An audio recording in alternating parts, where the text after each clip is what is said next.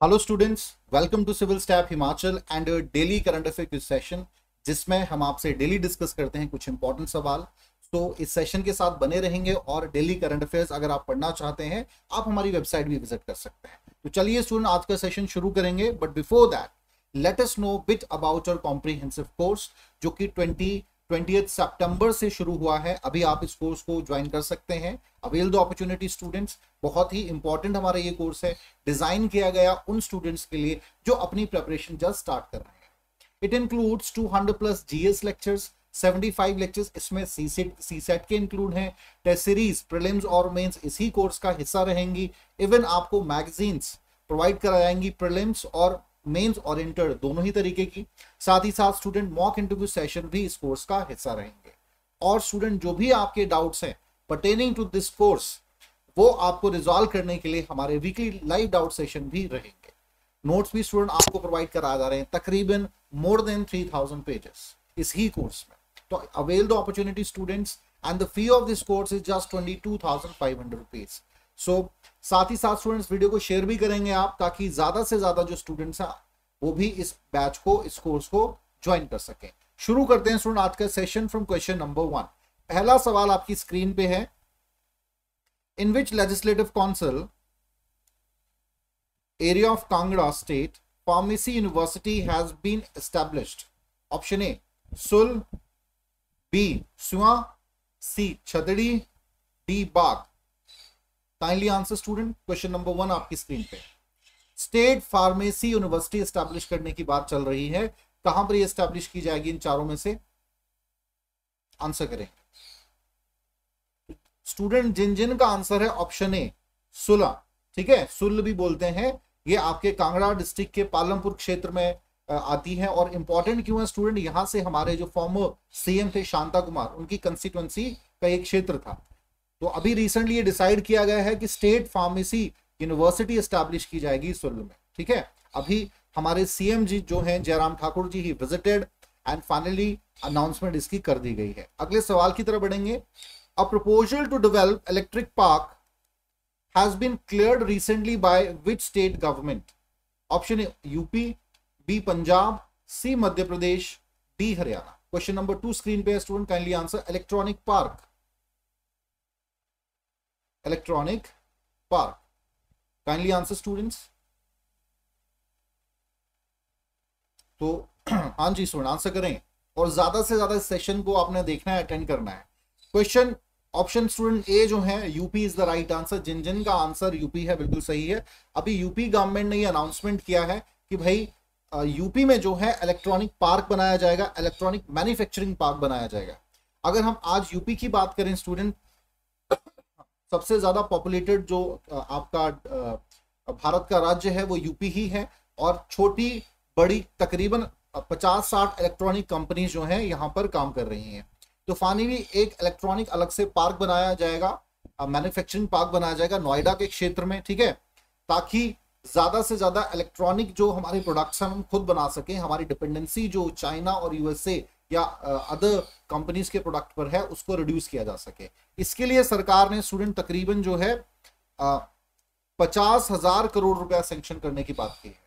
और ये जो पार्क बनाया जाएगा ये तकरीबन 250 एकड़ की जमीन पे बनाया जाएगा। Point is clear student?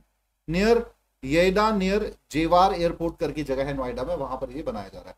इससे बहुत सी पॉजिटिव चीजें होंगी स्टूडेंट। तो डिपेंडेंसी, जैसे मैंने कहा, छोटी छोटी इलेक्ट्रॉनिक जो हमारे प्रोडक्ट्स होते हैं हमें खरीदने पड़ते हैं चाइना से और यूएसए से, ना चाहकर भी हमें खरीदने पड़ते हैं।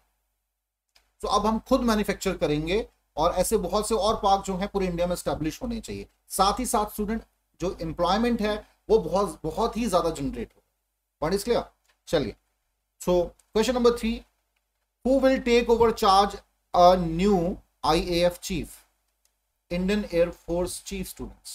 RKS Baduria, B HS Arora, C Vivek Ram Chaudhary, D none of the above. Question number 3 students, kindly answer.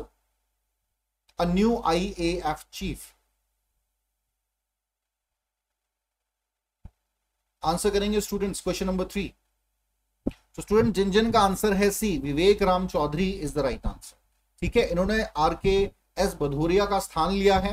इससे पहले क्योंकि आरकेएस भदौरिया जो है वो 30 सितंबर को रिटायर हो रहे हैं, तो अभी नए एयर चीफ हमारे बनेंगे विवेक राम चौधरी। ठीक है, तो बहुत ही फाइन इनकी सर्विसेज रही हैं, बहुत से मेडल्स उन्होंने अपने सर्विसेज में जीते हैं। उनको अवार्ड किया गया है, जैसे परम विशिष्ट PVSM या अति विशिष्ट सेवा मेडल है स्टूडेंट। ठीक है, AVSM वायु सेना मेडल, इन सभी मेडल से इन्हें सम्मानित किया गया है इनकी सर्विसेज को देखते हुए। चलिए स्टूडेंट, चलिए अगले सवाल की तरफ बढ़ेंगे। At present India's rank in the global list of largest importing country is, हाँ जी student kindly answer. Option A second, B fifth, C seventh, D eighth. At present, India's rank in global list of largest importing country. Kindly answer, students. हाँ जी student answer करें। तो सही answer student जो है आपका ऑप्शन डी, 8th पोजीशन अभी India की रही है लार्जेस्ट इंपोर्टिंग कंट्रीज की लिस्ट में। ठीक है, लेकिन इसमें एक डाटा बहुत अच्छा बताया गया है कि 2030 में क्या स्थान रहेगा और 2050 में भी क्या स्थान रहेगा, तो उस पर भी बात करते हैं स्टूडेंट। ठीक है, बहुत ही इंपॉर्टेंट है ये, और जो आने वाले समय में ग्लोबली चेंजिंग डायमेंशंस होंगे उनके बारे में भी ये रिपोर्ट हमें बताती है। So world's third largest importer Bharat बन जाएगा 2050 तक। ये बेसिकली स्टूडेंट एक रिपोर्ट रिलीज की गई है UK department of international trade द्वारा। इसके अनुसार 2050 तक भारत तीसरे नंबर पे होगा, 2030 तक आते आते भारत चौथे नंबर पे इंपोर्टर जो नेशन है वो बन जाएगा। अगर हम टॉप नेशंस की अभी बात करें तो स्टूडेंट ये लिस्ट है आपके सामने। United nation is still in top, second number पे चाइना, थर्ड जो लीडिंग नेशन है वो जर्मनी है, और भारत का स्थान इसमें 8वें नंबर पे आता है। लेकिन 2030 में आप देख सकते हैं China is going to lead, दूसरे नंबर पे यूएसए होगा, तीसरे पे जर्मनी एंड चौथे पे इंडिया। बट 2050 आते आते जो है third largest importing nation Bharat बन जाएगा। तो ये इंपॉर्टेंट है स्टूडेंट्स। अभी हम बात करें स्टूडेंट्स, 2.8% ग्लोबल इंपोर्ट शेयर है भारत का। ठीक है, जो कि फोर्थ लार्जेस्ट बना देगा इसको 2030 तक बेसिकली। चलिए क्वेश्चन नंबर 4 फिफ्थ की बात करेंगे। Who has won the Norway Chess Open 2021 in Masters section? Option A, Dmitry Kollars, D. Gukesh, Valentin Dragnev, and none of the above. Question number 5 students, Norway Chess Open 2021. हाँ जी student kindly answer. Question number 5 आपकी screen पे है। So option B student, D Gukesh जो है उन्होंने अभी Norway chess open 2021 title को क्लेम किया है, जीता है। Second time it is basically his second consecutive win. ठीक है, तो बहुत अचीवमेंट है, और लगातार हम देख रहे हैं चेस के क्षेत्र में। अभी यस्टरडे वी हैव स्टडीड कि हमारा 70th ग्रैंड स्लैम जो टाइटल है भारत की तरफ से क्लेम किया है, तो चेस के क्षेत्र में हम कह सकते हैं कि बहुत लीड कर रहा है इंडिया आज, अगर हम स्पोर्ट की बात करें। और कहीं ना कहीं स्टूडेंट चेस गेम की जो शुरुआत है वो भी भारत से ही मानी जाती है। इनके अगर स्कोर की बात करेंगे स्टूडेंट्स, तो 8.5 इनका स्कोर रहा। ठीक है, फुल पॉइंट जो इनके कंपटीशन में रहे, एंड बिकॉज ऑफ दिस ये जो थे इस टाइटल को जीतने में कामयाब रहे। चलिए स्टूडेंट अगले सवाल की तरफ बढ़ेंगे। क्वेश्चन नंबर 6, ये बहुत इंपॉर्टेंट सवाल है। Eden beach which got blue flag certification recently is in news. Option A Puducherry, B Tamil Nadu, C Odisha, D West Bengal. Question number 6 screen पे है स्टूडेंट। ब्लू फ्लैग सर्टिफिकेशन,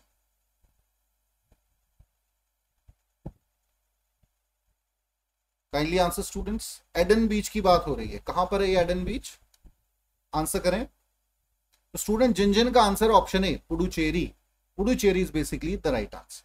ठीक है, पुडुचेरी दो आपके बीच स्टूडेंट जो है ये आपके डिसाइड किएंगे। कोवलम एक बीच है आपका, ठीक है, कोवलम तमिलनाडु का, और एडन बीच जो है पुडुचेरी का। तो इन्हें ब्लू फ्लैग सर्टिफिकेशन मिला है। ब्लू फ्लैग्स बेसिकली जो है स्टूडेंट एक इंटरनेशनल इको लेबल होता है, जो अगर किसी बीच को मिलता है तो उस देश के प्रेस्टीज को बढ़ाने में बहुत ज्यादा हेल्प रहेगी। 33 ऑलमोस्ट जो है आपके पैरामीटर्स हैं जिन पर खरा उतरना पड़ता है किसी भी बीच को ब्लू फ्लैग मिलने का। इसके अलावा स्टूडेंट जो है, अभी अगर हम बात के कंट्री में 10 हमारे ब्लू फ्लैग बीच हैं और 8 और जो हैं उन्हें ब्लू फ्लैग का टाइटल मिल जाएगा, सून मिल जाएगा, अभी चर्चा चल रही है। अब ये ब्लू फ्लैग सर्टिफिकेशन देता कौन? सो एनवायरमेंट एजुकेशन डेनमार्क बेस्ड एक ऑर्गेनाइजेशन है जो ब्लू फ्लैग सर्टिफिकेशन देती है। अब इसके फायदे क्या हैं स्टूडेंट, क्या क्या पैरामीटर्स, उस पर भी बात कर लेते हैं। स्टूडेंट्स क्या है, अगर किसी भी बीच को ब्लू फ्लैग सर्टिफिकेशन मिलता है, ठीक है, पहले तो हम बात करेंगे क्या क्या पैरामीटर्स है, 2-3 मैं बताता हूं, आपको अंदाजा हो जाएगा। सबसे पहला है कि जो आपका सेफ्टी है बीचेस की वो कैसी है, ठीक है। ऑब्वियसली सैनिटेशन भी एक बहुत बड़ा इशू रहता है, बीचेस में सैनिटेशन कितना क्लींजिंग है वो इंपॉर्टेंट है। बाथिंग वाटर, जो बेदिंग वाटर है वो फैसिलिटी है बीच पे कि नहीं, ठीक है। एनवायरमेंट जो है पूरा बीचेस का, कोस्टल लाइन का, वो कैसा है।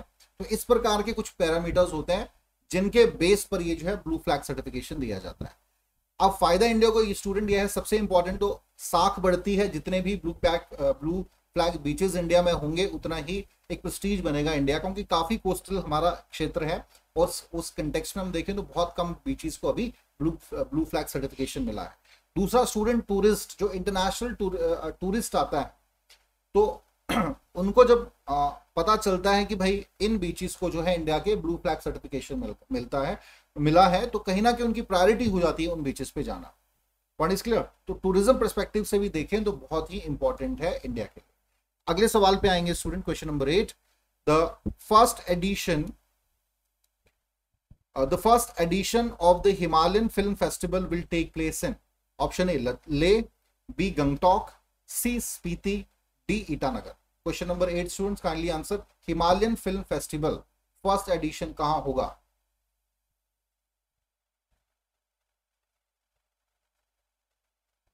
हाँ जी student kindly answer. So question जो स्टूडेंट ऑप्शन ए है आपका, ले इज द राइट आंसर। ले में स्टूडेंट पहली दफा जो है first edition of Himalayan film festival ये आपके मनाने की बात की गई है। सितंबर 24 को इसके बारे में जानकारी दी गई है, ठीक है। सेलिब्रेट स्टार्ट होगा बेसिकली 24 सितंबर से, और हमारे जो information and broadcasting minister Anurag Thakur ji, उन्होंने इसकी घोषणा की है, ठीक है।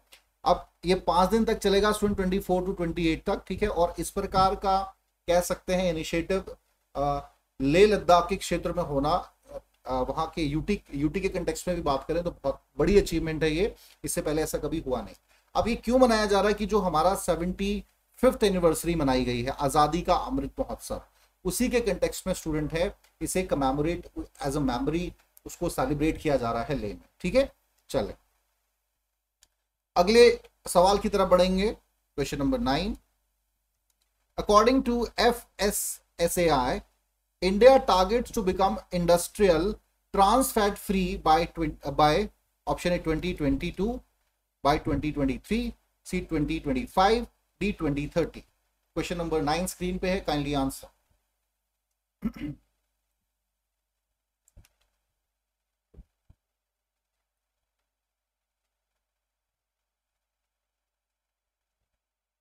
हाँ जी students kindly answer. So option student जिन जिन का है ऑप्शन ए बिल्कुल सही है।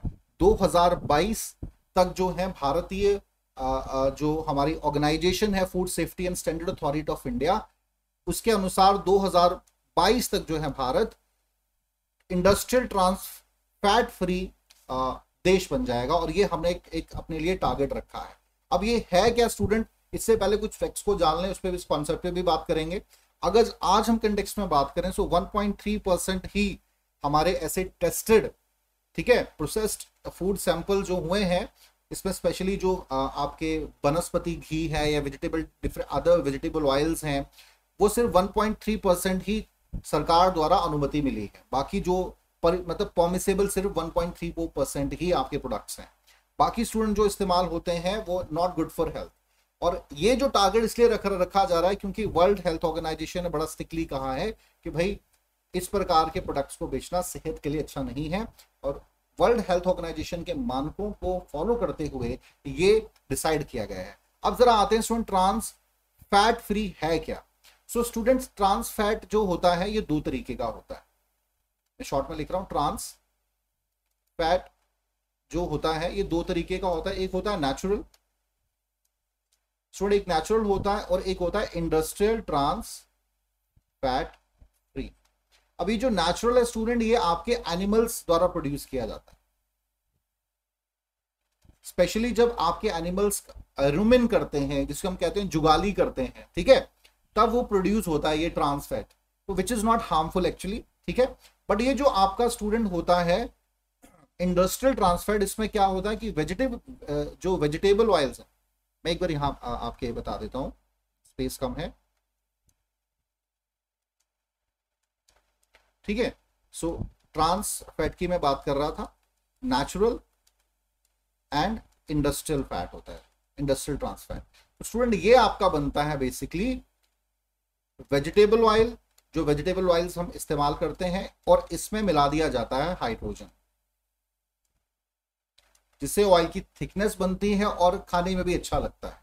लेकिन student it is very harmful for our health and तकरीबन सभी भारतीय जो हैं, बहुत ही कम आबादी होगी भारत की, 1-2% जो इसका इस्तेमाल नहीं करती होगी, अदरवाइज वेजिटेबल्स ऑयल्स हम सभी इस्तेमाल करते हैं, इसमें वनस्पति घी है और तरीके के जो हमारे वेजिटेबल्स ऑयल हैं उनमें सभी में ये मिक्स होता है ना। इसकी वजह से सबसे बड़ा जो इम्पैक्ट पड़ता है heart diseases.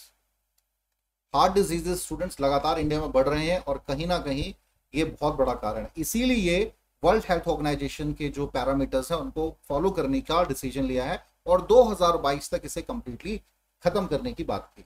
Point is clear? चलिए, सो आई होप ये आपको क्लियर हुआ होगा। अब ये थोड़ा आप देख सकते हैं इसमें किन किन प्रोडक्ट्स में ज्यादातर आपके ट्रांस फैट हमें देखने को मिलता है, जो जंक फूड बेसिकली होता है, फ्रेंच फ्राइज, चीज बर्गर, पाइज हैं, चिकन नगेट्स हैं, ठीक है, डोनट्स हैं, जो भी आप इस प्रकार की चीजें मार्केट में हम अक्सर खा लेते हैं, which is very harmful for our health. So student, चलिए आज के लिए इतना ही। Here we completed today's lecture. I hope कि जानकारी आपके लिए इंपॉर्टेंट हो and wish you all the best for tomorrow exam. Student, give your best shot. अपनी स्ट्रेंथ को आपने इकट्ठा करना है और वो जो 2-4 घंटे आपके एग्जामिनेशन में होंगे वो बहुत इंपॉर्टेंट है। इट डजंट मैटर, नर्वस नहीं होना, जितना काम रहेंगे उतना ही आपका परफॉर्मेंस अच्छा रहेगा। तो चलिए student, good luck for all of you. Thank you very much.